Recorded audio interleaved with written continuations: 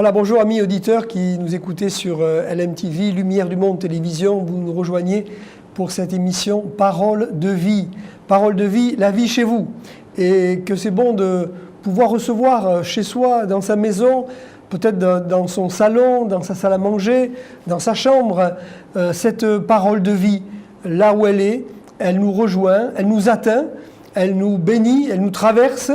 Et il suffit simplement d'ouvrir ses oreilles. Il suffit simplement d'ouvrir son cœur pour que la lumière de Dieu, la vie de Dieu, au travers de ces messages, ces enseignements, puissent venir pénétrer notre cœur. La parole de la vie, c'est la parole de la foi. La parole de la foi, les mots de la foi, les mots MOTS, les mots de la foi, les mots qui suscitent la foi. La parole de Jésus est puissante, elle est dynamique pour nous faire des choses que nous ne pourrions pas faire humainement. Vous voyez, cette parole, elle a ce pouvoir de nous transporter, de nous transcender quelque part et de nous amener dans une autre dimension et dans une autre expérience. Ce sont des paroles qui soulèvent, notre cœur. D'ailleurs, la parole que j'aimerais partager aujourd'hui, c'est une parole qui revient souvent dans les évangiles, dans différents textes, dans différentes circonstances. C'est la parole qui dit « Lève-toi, lève-toi ». Et peut-être aujourd'hui, toi qui m'écoutes, tu es assis. Bien sûr, tu es assis pour écouter cette émission, mais pas assis simplement au sens physique. Peut-être tu es comme immobilisé, comme arrêté. Et il y a une parole vraiment spécifique pour toi qui dit « lève-toi ». Lève-toi, c'est un mot en grec éguéro qui veut dire aussi réveille-toi, lève-toi, ressuscite. Ça veut dire se réveiller du sommeil, de la mort. C'est un mot très fort, ce mot qui est utilisé dans le Nouveau Testament, lève-toi. Ne reste pas dans un état d'immobilisme, en fait. Et je pense à ce beau texte dans le prophète Ésaïe, chapitre 52, verset 2. C'est une parole qui s'adresse à Jérusalem. Jérusalem qui a passé par des moments difficiles, qui a été occupée, qui a été dominée, qui a été encerclée, cernée. Et tout d'un coup, la parole du Seigneur s'adresse à Jérusalem et lui dit « Secoue ta poussière, lève-toi, lève-toi, mets-toi sur ton séant, Jérusalem, détache les liens de ton cou, captive fille de Sion. » Une parole de Dieu pour dire maintenant ta servitude est finie. Maintenant, c'en est terminé, tu as été comme dominé, tu as été oppressé, tu as été humilié. Mais maintenant, il y a une parole de Dieu pour toi. La parole de Dieu te dit, lève-toi. Ne reste pas dans cette situation. La parole de Dieu a le pouvoir de te saisir et de te relever. J'aimerais voir quelques exemples avec vous, amis auditeurs, dans les évangiles où le lève-toi a été accompagné de quelque chose de concret. Par exemple, dans l'évangile de Matthieu, nous avons eu l'occasion, dans différentes émissions, d'aborder cette magnifique histoire de cet homme paralytique qui est présenté, qui est amené vers Jésus. Et à un moment donné, le Seigneur Jésus va le regarder et lui dire « Lève-toi et marche. Lève-toi et marche. Afin que vous sachiez que le Fils de l'homme a sur la terre le pouvoir de pardonner les péchés. Lève-toi, dit-il, prends ton lit et va dans ta maison. » Lève-toi. Lève-toi, pourquoi faire ? Pas simplement pour être debout, pour être là, figé, mais lève-toi pour te mettre en marche.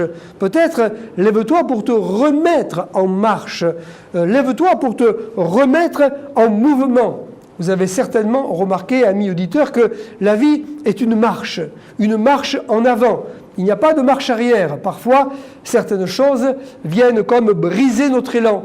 Certaines choses viennent comme nous figer sur place. Certaines choses viennent nous emmurer vivants. Parfois emmurés vivants dans des souffrances, dans des blessures qui viennent comme stopper notre croissance morale et affective. La Bible parle dans l'Ancien Testament d'un homme qui s'appelle Méphibosheth. Voilà un nom un petit peu compliqué, mais c'est un nom qui est lourd de signification. Méphibosheth. Et cet homme était un homme handicapé, paralysé, qui avait du mal à se mettre en mouvement quand il était enfant. Un drame est arrivé dans sa famille. Son grand-père, qui était roi, est mort. Son père a été tué et Méphibosheth a dû fuir avec sa nounou, et sa nounou qui le portait dans les bras l'a laissé tomber, et il a eu un accident grave, il a été paralysé des pieds.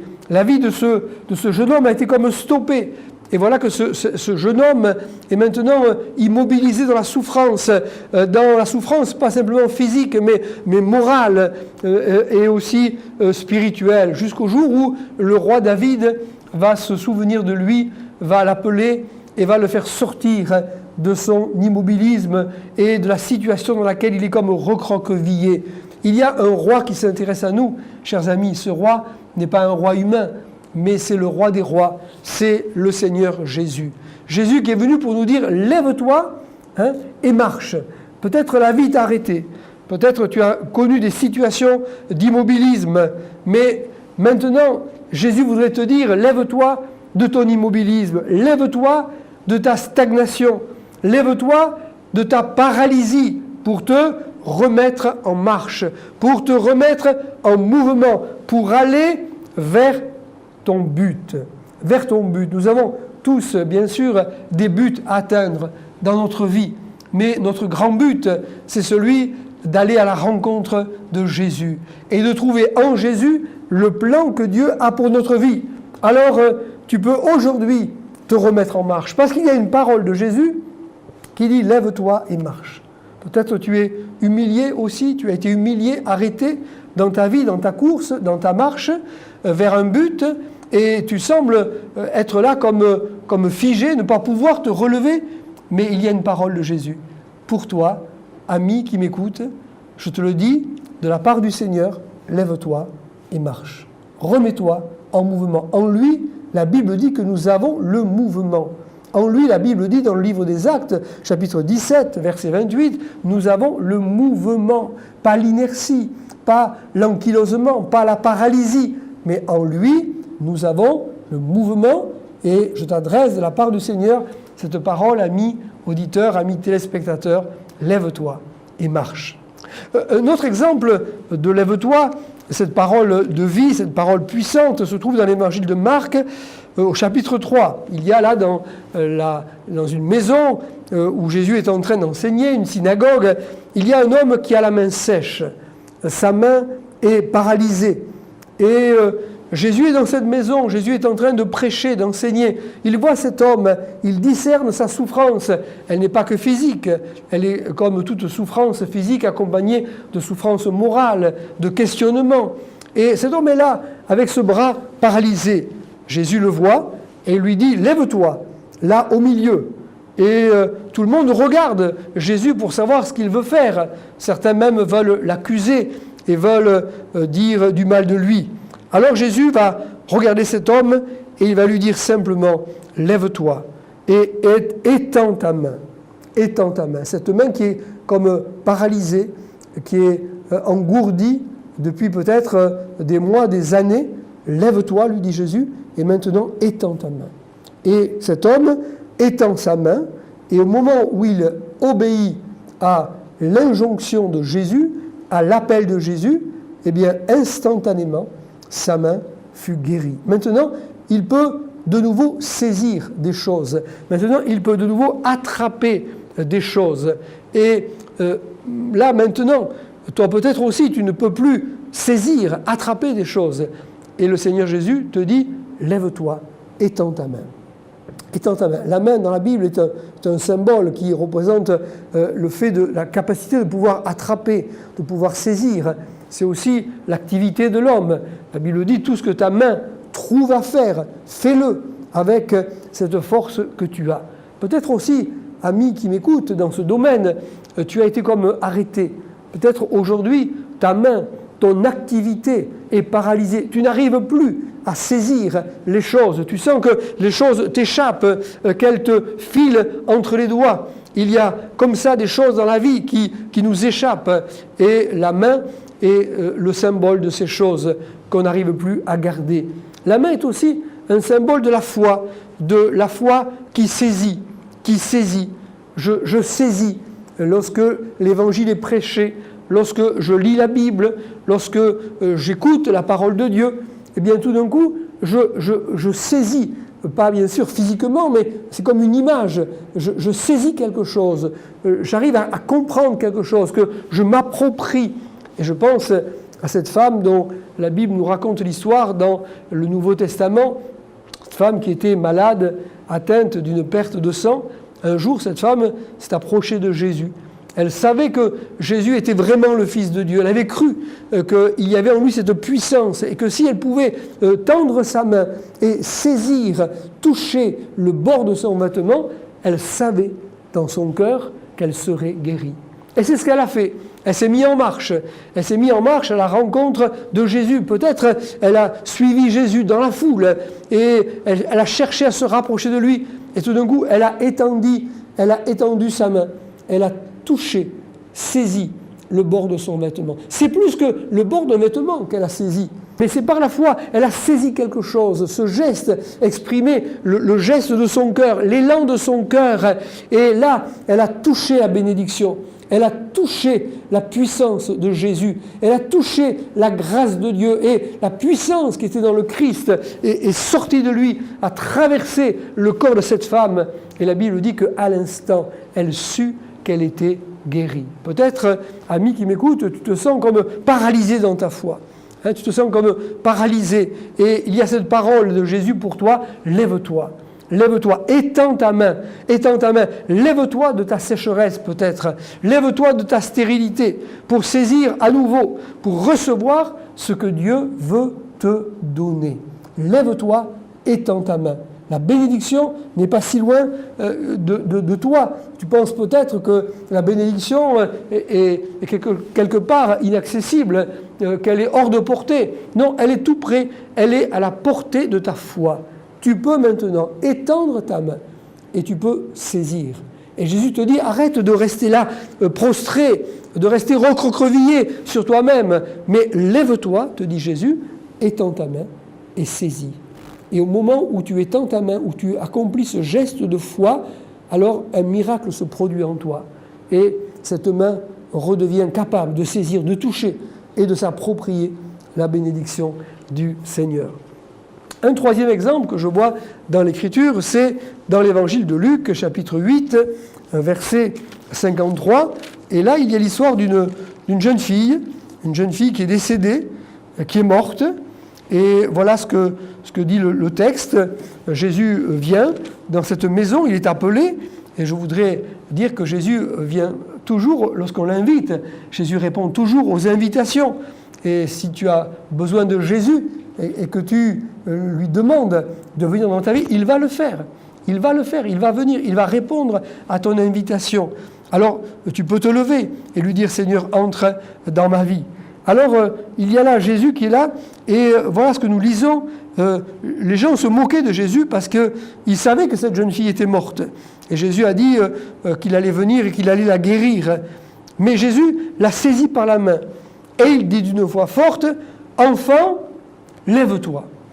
Enfant, lève-toi. » Et son esprit revint en elle. Et à l'instant, elle se leva.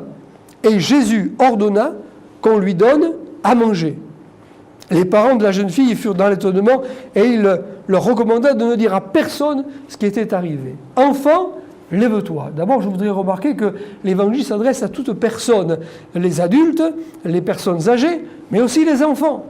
Les enfants sont concernés. Jésus s'intéresse aux enfants. Jésus veut bénir les enfants. Et il y a aussi une part pour les enfants. Enfant, lève-toi. Peut-être un enfant m'écoute aujourd'hui derrière un écran de télévision, peut-être derrière un écran d'ordinateur. Il y a un enfant qui écoute l'Évangile, qui entend l'Évangile. Et le salut est aussi pour les enfants. Dieu aime les enfants. Jésus aime les enfants.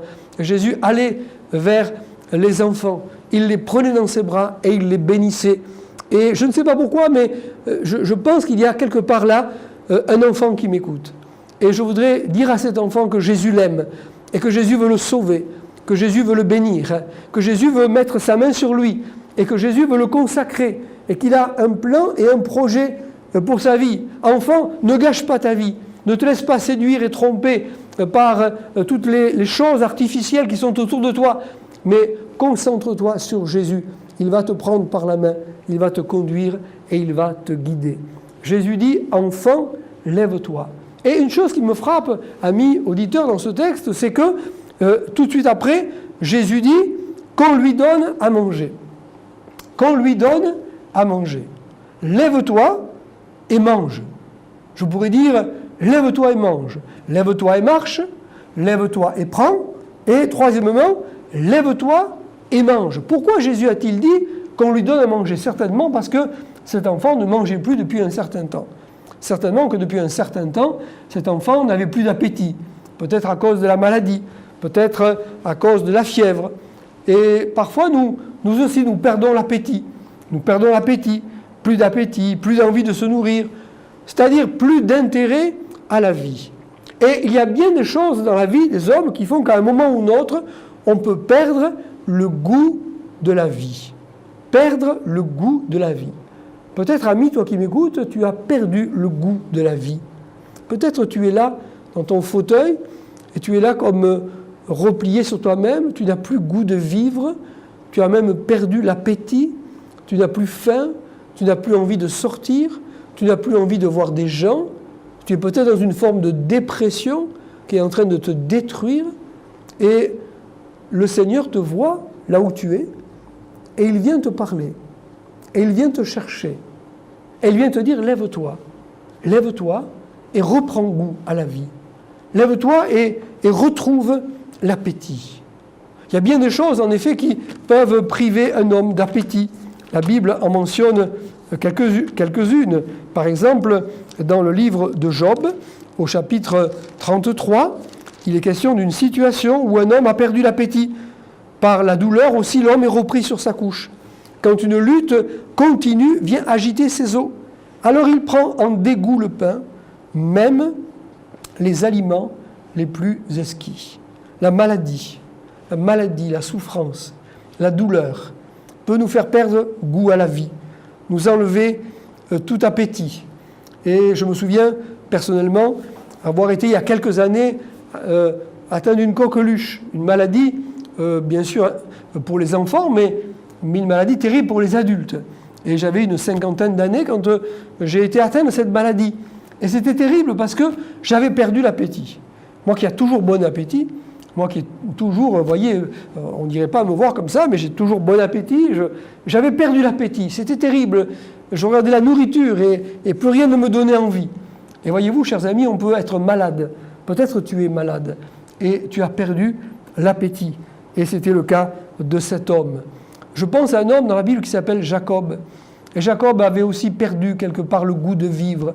Car son plus jeune fils, un fils qu'il aimait beaucoup, qui s'appelle Joseph, avait disparu. Ses frères avaient dit à son père que Joseph était mort, qu'il était décédé. Et le cœur de ce papa s'est brisé.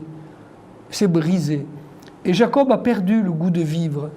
Jacob n'avait plus envie de vivre. Et il avait simplement envie de mourir, de rejoindre son fils dans la tombe. Son cœur était devenu dur, insensible, pendant des années. Je pense à quelqu'un peut-être qui m'écoute aujourd'hui, qui a connu le deuil, qui a connu la séparation. Peut-être tu as connu le deuil, tu étais séparé d'un de tes enfants, tu as perdu un être cher, et aujourd'hui la vie n'a plus de sens pour toi. Tu as le sentiment que la vie n'a plus de goût. Ton cœur est devenu dur, fermé, et tu es en train quelque part de mourir de manière morale, mourir comme à petit feu. La souffrance, la séparation des êtres chers peut nous faire perdre l'appétit. Et puis il y a également une situation que la Bible décrit. Ce manque d'appétit peut être la conséquence de nos inconséquences.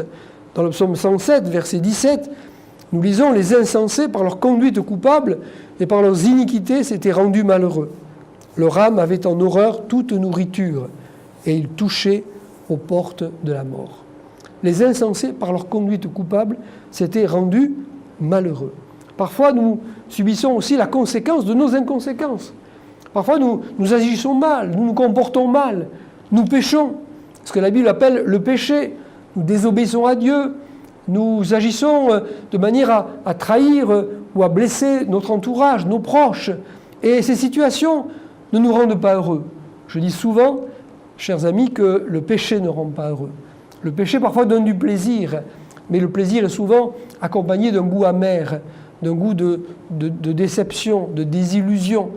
Et voilà que par sa conduite, parfois on peut se mettre dans des situations dramatiques, terribles. L'Oram avait en horreur toute nourriture, il touchait aux portes de la mort. Mais ce matin, aujourd'hui, il y a une parole de Dieu pour toi. Lève-toi. Lève-toi de ton apathie. Lève-toi de ta morosité. Lève-toi de ta mélancolie. Lève-toi de ta dépression. Parce que le Christ des Écritures, le Christ vivant, console. Il redonne goût à la vie. Lève-toi.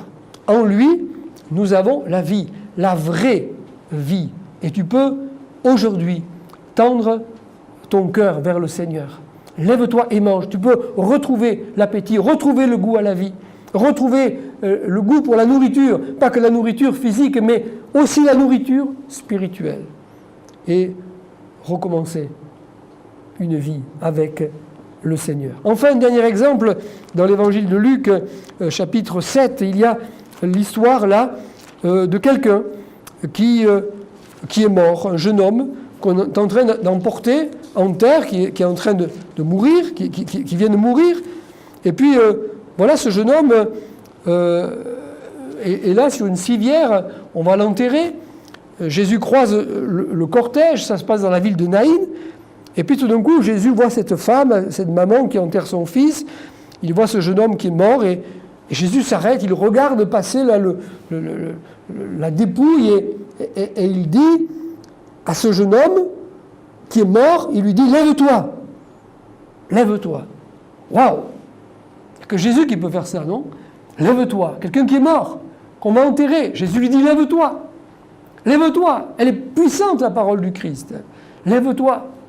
Et le mort s'assit, hein, et il va se lever. Et le texte dit qu'il se mit à parler.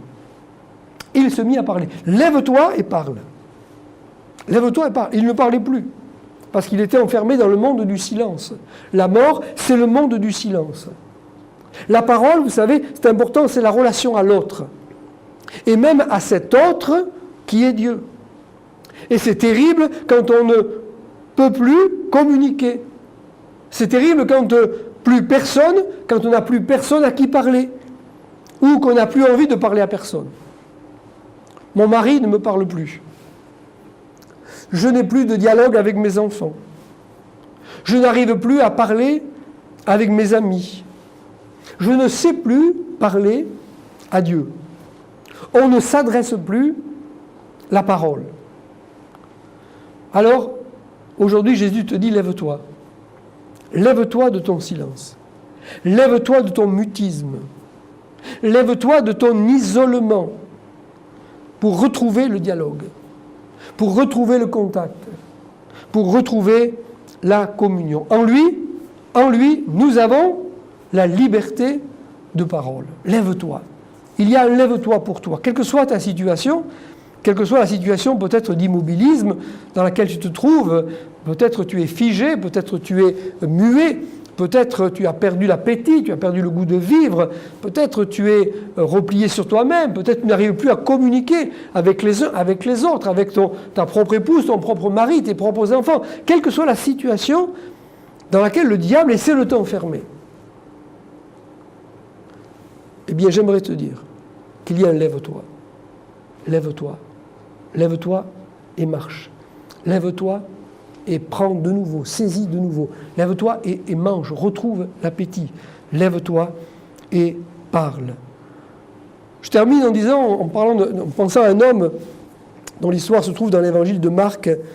C'est un homme qui est aveugle, qui a crié vers Jésus. Il a crié vers Jésus. Et puis, tout d'un coup, Jésus s'arrête. Et il dit, appelez-le, appelez-le. Ils appelèrent l'aveugle en lui disant, prends courage, lève-toi, il t'appelle.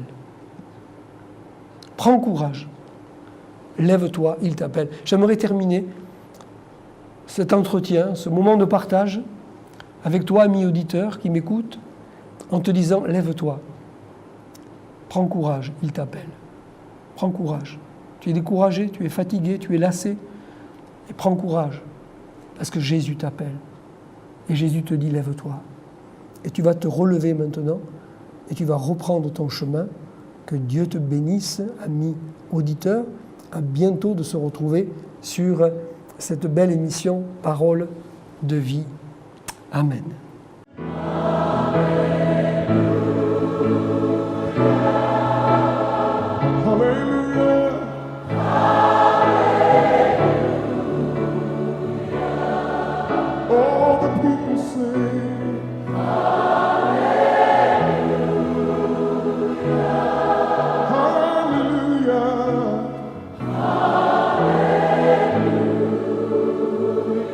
Just the ladies sing, Lord, we love you, ladies.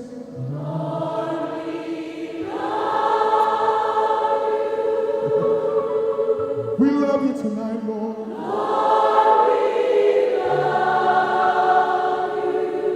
What more can we say but that we love you?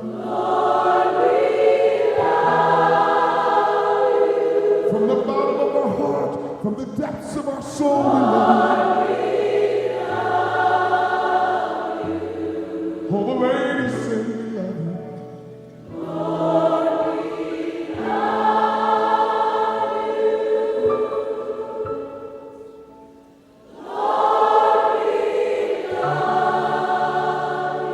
Lord, with outstretched hands and open hearts we sing.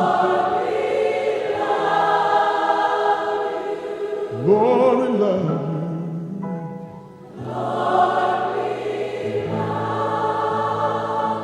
All the men sing, Lord, we praise you. Men sing, Lord, we praise you. All the men sing it tonight. Lord, we praise you. We're not ashamed to praise you. Lord, we praise you. Lord, make us the men you have us to be. Lord, we praise you.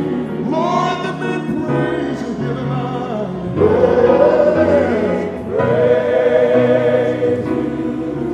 Lord, we praise you. Lord, we praise you. Lord, we praise you. Lord,